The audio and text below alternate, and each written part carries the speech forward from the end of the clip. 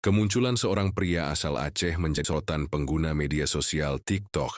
Soalnya pria tersebut sering menyalahartikan ayat Al-Quran. Bahkan di kalangan Oten menganggap pria tersebut seorang ulama yang sudah menjadi murtadin. Beberapa akun YouTube pun ada yang mereaction video yang sudah beredar luas di kalangan pengguna medsos. Tak terkecuali Applegate Muslim yang selama ini sering membantah kabar miring tentang Islam. Salah satunya akun YouTube Tasik Ngaji. Nah, sahabat studio dakwah, siapa sebenarnya pria tersebut dan benarkah dia warga Aceh? Dilihat dari videonya yang diupload di akun TikTok Cakra Mudonya. Pria tersebut memang orang Aceh, dia sebagai seorang pelukis yang tinggal di luar negeri. Tapi dia bukan seorang ulama seperti yang diberitakan.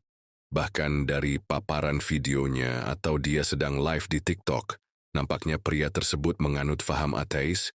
Berikut kita lihat isi penyampaian dalam video yang telah ia sebarkan. Assalamualaikum.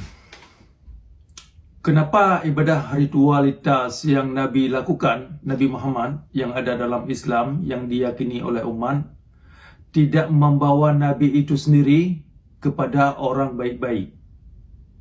Nah, kita akan jawab pertanyaan itu. Karena salat dalam Al-Quran bukan artinya sembahyang. Nah, itu persoalannya. Salat dalam Al-Quran bukan artinya sembahyang. Makanya dalam Al-Quran itu tidak ada keterangan sembahyang 5 waktu atau semacam bacaan-bacaan dan rukun-rukun dan syarat-syarat dan semacam itu, ya kan?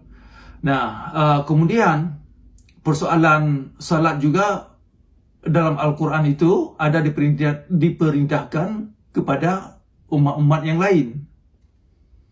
Nah, jadi umat yang lain kita lihat tidak melakukan sembahyang seperti yang dilakukan Nabi Muhammad, ya kan?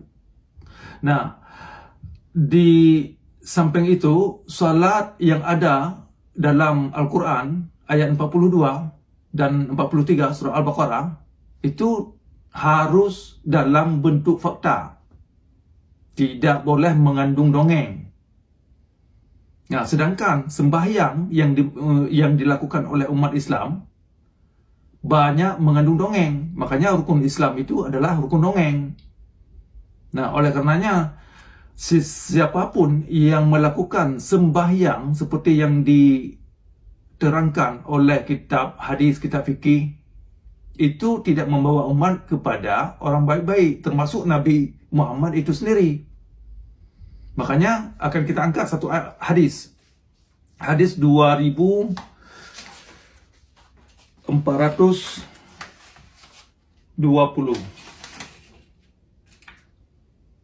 Oke. Hadis 2420. Di mana Nabi menyerukan umatnya atau pengikutnya untuk bakar rumah orang muslim yang lain yang lengah ke masjid bersama orangnya dalam rumah. Dengan kata lain, Nabi suruh membunuh orang di dalam rumahnya sekalian yang lengah ke masjid. Ya kan? Begitu kejam seorang Nabi, begitu sadis dalam beragama.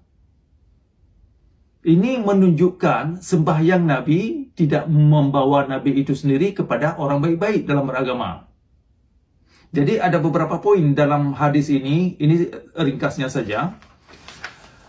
Yang pertama, persoalan sembahyang. Nabi nampaknya tidak mengerti, Nabi yang dikisahkan dalam kitab hadis Al-Bukhari ini saya perlihatkan. Ada 9 jilid. Ya kan? Dalam kitab ini dijelaskan perangai-perangai Nabi yang tidak manusiawi dalam beragama. Di antaranya hadis yang saya tunjukkan itu tadi, hadis 2420. Di mana Nabi Muhammad menyerukan umatnya atau pengikutnya untuk membunuh seseorang dan bakar rumahnya sekalian yang lengah ke masjid. Begitu sadis seorang Nabi. Nah, jadi tadi sudah saya sebutkan dalam hadis ini, yang pertama ada masalah dengan kesalahpahaman apa arti salat yang ada dalam Al-Quran. Kemudian Nabi melanggar ayat-ayat Al-Quran yang menerangkan bahwasanya Nabi atau Rasul tidak disuruh untuk memaksa pemahamannya atau ajarannya. Tugas Nabi hanya menyampaikan. Itu aja. Sedangkan dalam tradisi Islam, dalam syariat Islam, malah suruh paksa-paksa orang. Malah sampai termakan jiwa, pertumpahan darah, bunuh-membunuh. Artinya, Nabi melanggar beberapa ayat yang ada dalam Al-Quran yang menyerukan larangan terhadap seorang Rasul memaksa satu pemahaman atau ayat yang disampaikannya itu. Jadi ini di antara ayat dalam Al-Quran yang melarang seorang Nabi yang memaksa kehendaknya atau yang memaksa pemahaman atau sunnahnya kepada pengikutnya. Yang pertama, ayat 256 surah Al-Baqarah menyangkut la ikraha fiddin. Kan? Tidak ada paksaan dalam beragama. Nah, Nabi melanggar, tidak memperhatikan seruan itu. Kemudian ayat 80 surah An-Nisa surah 4. Kemudian surah Al-Maidah surah 5 ayat 99. Kemudian ayat 22 surah Al-Ghaziyah atau surah 88. Nah, dalam ayat-ayat itu diterangkan bahwasanya bukan tugas Nabi untuk menerangkan makna ayat. Tugas Rasul hanya menyampaikan. Nah, ternyata dalam tradisi Islam yang kita dapat dalam kitab hadis, baik Sahih Al-Bukhari, Sahih Muslim, dan yang lain-lain, termasuk dalam sirah Muhammad atau biografi Muhammad atau sejarah kehidupan Nabi Muhammad. Kalau kita pelajari, itu menunjukkan kekejaman Nabi Muhammad dalam beragama. Main paksa. Nah, di dalam satu hadis yang lain diterangkan bahwasanya Nabi ini suka perang dalam beragama. Nah, hadis itu bisa Anda dapat dalam hadis Sahih Al-Bukhari nomor 25 volume 1. Yang ini. Ya kan? Bisa Anda baca sendiri. Sedangkan hadis yang saya sebutkan tadi itu perkara Nabi menyuruhkan umatnya untuk membakar rumah orang. Bisa Anda baca dalam jilid 3 Sahih Al-Bukhari. Di sini diterangkan seruan Nabi Muhammad suruh bakar rumah orang dan membunuh orang sekalian yang ada dalam rumah itu, yang bagi mereka yang lengah ke masjid. Nah, ini jadi persoalan. Kalau ini model karakter Nabi, maka karakter yang demikian tidak bisa dijadikan suri teladan. Karena ini merusak diri kita sendiri. Jadi tidak hanya cukup kita mengamalkan sesuatu yang tidak dimengerti hanya dengan bermodal syahadatain. Kan sering orang mengklaim, oh saya sudah mengucapkan kalimat syahadat, asyhadu an la ilaha illallah wa asyhadu anna muhammadar rasulullah. Kalau ujungnya syahadatain itu yang Anda ucapkan itu membawa Anda kepada kezaliman dalam beragama, maka syahadatain itu bermasalah. Sungguh bermasalah. Apalagi yang Anda ucapkan itu sesungguhnya adalah kesaksian yang palsu.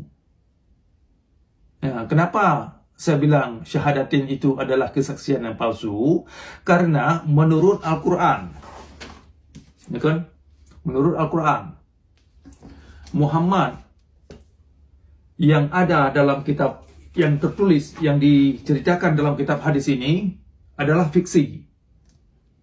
Oke? Muhammad, menurut Al-Quran, Muhammad yang diceritakan oleh kitab hadis adalah fiksi. Nah, 5 kali kata Muhammad tersebutkan dalam Al-Quran 5 kali. 4 kali di bahagian surah, 1 kali di bahagian nama surah. Jadi 5 kali totalnya. Jadi Al-Quran menerangkan bahwasanya sesosok yang ada dalam kitab Sahih Al-Bukhari, Sahih Muslim, dan kitab hadis lainnya adalah figur fiksi. Nah, oleh karenanya Anda tidak bisa bilang wa'ti'ullah wa'ti'ur Rasul kalau Anda tidak mengerti apa itu Muhammad, apa itu Allah. Oleh karena itu syahadatin yang Anda ucapkan tadi itu adalah palsu. Karena dua unsur Muhammad yang ada dalam syahadatin dan Allah itu dalam kepercayaan dan keyakinan agama Islam adalah sesuatu yang tidak bisa difaktualkan dalam realitas alam. Cuman hanya keyakinan buta saja. Sehingga syahadatin itu adalah kesaksian yang palsu. Itu perlu dimengerti sangat karena ini persoalan yang cukup mendasar, yang sering salah kaprah sehingga masyarakat termakan dengan doktrin-doktrin buta. Nah, saya kira itu persoalannya, persoalan yang terkait dengan hadis tadi yang saya angkat. Kenapa ritualitas Nabi Muhammad tidak membawa Nabi itu sendiri kepada orang baik-baik? Jawabannya karena salat yang ada dalam Al-Quran bukan maknanya sembahyang.